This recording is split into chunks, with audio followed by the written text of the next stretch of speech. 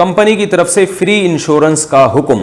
محمد عمر ساجد کراچی سے پوچھتے ہیں میں کمپنی میں جاب کرتا ہوں, وہاں مجھے میڈیکل انشورنس دی جاتی ہے. اس انشورنس کے لیے مجھ سے کوئی فیس یا پیسے نہیں لیے جاتے بلکہ وہ کمپنی کی طرف سے ایک فیسلٹی ہوتی ہے, کیا اس کا استعمال میرے لیے جائز ہے؟ انشورنس کی ایک قسم یہ ہوتی ہے, یعنی ایک طریقہ یہ ہوتا ہے کہ آپ کی کمپنی نہ تو آپ کی تنخواہ سے پیسے کاٹ رہی ہے, نہ آپ کی طرف سے وکیل بن کے وہ انشورنس کمپنی سے آپ کے اور انشورنس کمپنی کے درمیان کوئی ایگریمنٹ کروا رہی ہے. ایسا کچھ نہیں ہوتا, بلکہ کمپنی نے آپ کو ایک سہولت دی ہوئی ہے کہ آپ جب بیمار ہوں تو فلاں جگہ سے اپنا علاج کروا لیں, ٹھیک ہے نا, اور بل جو ہے وہ بل ہم پے کر دیں گے. تو یہاں جو معاملہ ہے نا, بعض علماء اس طریقے کو امپلائی کے لیے جائز کہتے ہیں. آپ کی کمپنی کے لیے انشورنس کمپنی سے ایگریمنٹ تو بہرحال حرام ہے, ناجائز ہے, آپ کی کمپنی کو تو گناہ ہوگا, یعنی اس کے جو شرکاء اور ڈائریکٹر حضرات ہیں ان کو تو گناہ ہوگا, جو شرکاء ہیں یا جو بھی کمپنی چلانے والے لوگ ہیں. لیکن آپ کو اس لیے گناہ نہیں ہوگا کہ آپ کا انشورنس کمپنی سے براہ راست کوئی لنک نہیں ہے, بلکہ آپ کو آپ کی کمپنی نے علاج کی ایک سہولت دی ہے. اب یہ کمپنی کی ہیڈیک ہے کہ وہ آپ کا علاج کروا کے پیمنٹ کس طرح سے کرتی ہے, تو وہ غلط طریقے سے کر رہی ہے تو اس کا گناہ کمپنی کو ہوگا. آپ چونکہ کسی بھی درجے میں اس میں انوالو نہیں ہے, تو بعض علماء کی رائے میں اگر اس طرح سے امپلائی کے ساتھ معاملہ کیا جا رہا ہو تو وہ امپلائی کے لیے پھر انشورنس کمپنی کے تھرو علاج کرانا درست ہوگا بعض علماء. اور لیکن بعض علماء کہتے ہیں کہ یہ بھی جائز نہیں ہے, کیونکہ وہ کمپنی جو ہے آپ کا وکیل بن کے یہ سارے کام کر رہی ہوتی ہے, لیکن بہرحال گنجائش کا پہلو اس میں موجود ہے. اس کے علاوہ جتنے طریقے ہیں وہ ناجائز ہیں. کمپنی آپ کے تنخواہ سے پیسے کاٹ رہی ہے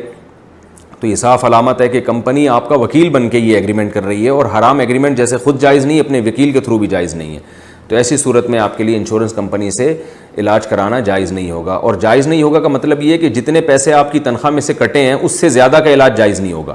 تو اگر یہ جبری انشورنس ہے, بعض دفعہ یہ ہوتا ہے کہ جبراً انشورنس کروائی جاتی ہے, جیسے آپ کی کمپنی نے لازمی اس کے ایگریمنٹ کا حصہ ہے کہ آپ نے انشورنس کروانی ہے, جس کمپنی میں آپ جاب کر رہے ہیں ان کی طرف سے یہ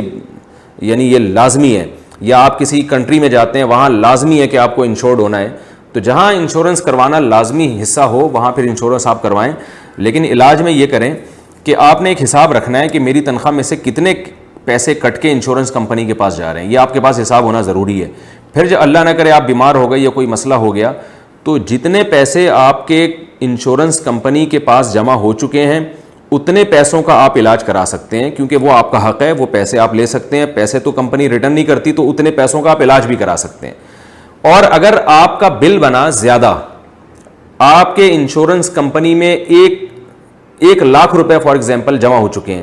آپ کے جو علاج پہ خرچہ آیا جو رسیدیں بنی ہیں وہ 1.5 لاکھ ہیں, تو آپ نے یہ دیکھنا ہے کہ میں نے علاج 1.5 لاکھ کا کر لیا اور جمع میرے 1 لاکھ ہوئے ہیں, تو کوئی بات نہیں, تنخواہ سے تو آپ کے ہر مہینے پیسے کٹ رہے ہیں. تو جب وہ اگلے 50,000 آپ کی تنخواہ سے کٹ کے انشورنس کمپنی کے بیلنس میں چلے جائیں گے تو وہ پھر بھی آپ کے لیے جائز ہو جائے گا. یعنی آپ نے اندازہ یعنی خلاصہ یہ نکلا کہ آپ صرف اتنا فائدہ اٹھا سکتے ہیں انشورنس کمپنی سے جتنی قسطیں آپ جمع ابھی کرا چکے ہیں یا فیوچر میں کروائیں گے, اس سے زیادہ کا آپ فائدہ نہیں اٹھا سکتے. یہ ہے خلاصہ میری بحث کا. اب آپ نے اس کو ایڈجسٹ خود ہی اخپل طریقے سے کرنا ہے, جسے پشتو میں کہتے ہیں نا, اخپل طریقے سے ایڈجسٹ کرنا ہے. حلال اتنا علاج ہے جتنے پیسے آپ انشورنس کمپنی کو آپ نے دیے ہیں یا فیوچر میں دیں گے, اس سے جو اضافی آپ علاج کریں گے تو وہ پیسے آپ کے لیے جائز نہیں ہوں گے, اس کا صدقہ آپ پر لازم ہوگا.